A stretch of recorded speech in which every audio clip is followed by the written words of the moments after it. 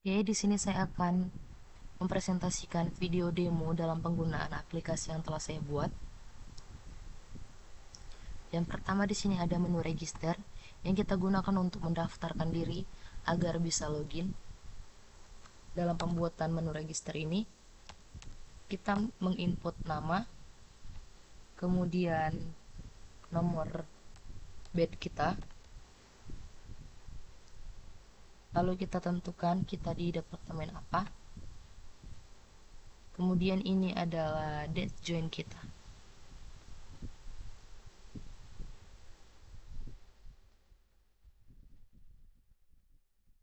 Klik register. Ketika sudah diregistrasi, kita bisa masuk dari menu login.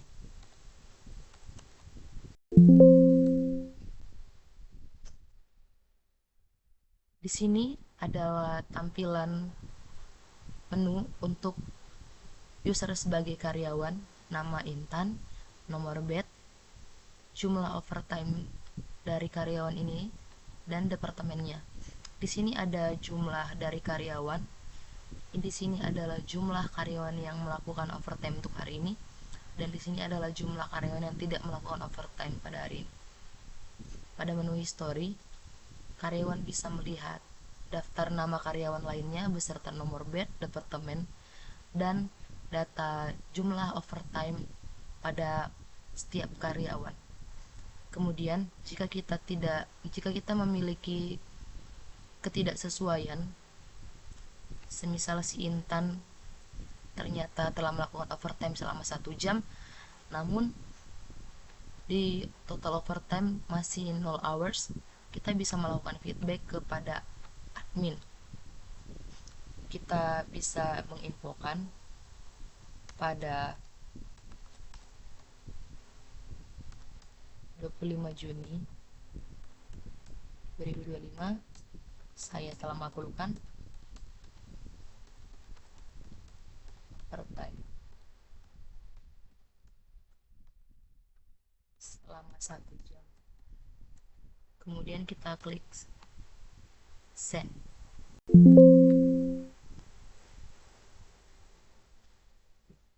Kemudian kita bisa logout dan masuk ke menu admin. Di sini bed untuk admin adalah 01234. Kemudian kita login. Untuk menu admin sendiri memiliki tampilan home-nya, jumlah karyawan yang memiliki atau melakukan overtime pada hari ini, dan jumlah karyawan yang tidak melakukan overtime. Di sini juga terdapat data karyawan berupa nama, nomor bed, departemen, dan date join. Sama halnya seperti tadi, pada menu overtime ini, admin bisa mengakses jumlah jam overtime pada setiap karyawan. Untuk menu calculate, di sini admin bisa menambahkan atau menginput data dari jam lembur karyawan. Contohnya pada data Intan tadi dia masih 0, akan langsung muncul nama, departemen, dan jumlah overtime. Di sini adalah regular working hours, yang mana artinya standar untuk jam pulang pada PT Giken Precision Indonesia adalah jam 15.00, dan jika kita melakukan overtime sebanyak 1 jam, maka kita akan pulang pada pukul 16, sedangkan di sini adalah menitnya. Karena di Giken kita bisa melakukan overtime selama 1 jam, 1,5 jam, 2 jam, atau 2,5 jam, bahkan seterusnya. Jadi untuk yang setengah jamnya kita bisa input di sini, ini adalah menit. Jadi kalau setengah jam artinya di sini kita 30 menit.